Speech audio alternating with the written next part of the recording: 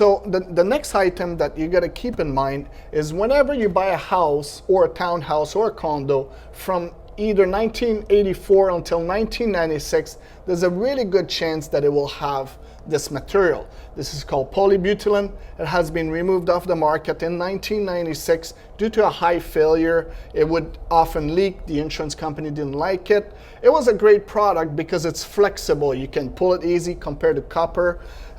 But it also started with plastic fittings, which they had a lot of problem with. They eventually replaced that to copper fittings, but it was still a problem.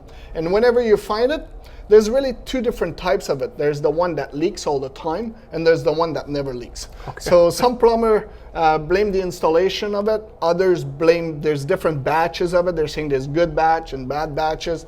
In most cases, it doesn't leak. But it's also not a very old plumbing since it's from 1984. So the oldest one will be, like 30 years or something like that, right? So it does. So it's a product that you want to keep an eye on. You want to make sure it doesn't start leaking. It's never great news when we see it and we have to tell the client about it, but it's not the end of the world either. Okay. So yeah, in my experience, and you correct me if I'm wrong, I've heard there's two kind of frames of mind when it comes to poly B. It's either fix it before something happens or wait till something happens and then fix it. Would you agree? I would go with the second one. I would say, if there's a little leak here and there, and most of the time it happens under the sink, it never really creates a whole lot of water damage, even though sometimes there may be some massive water damage, right?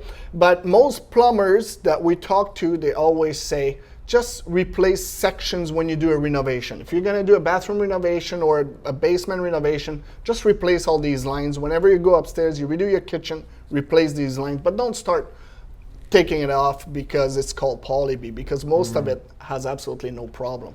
Perfect, thank you.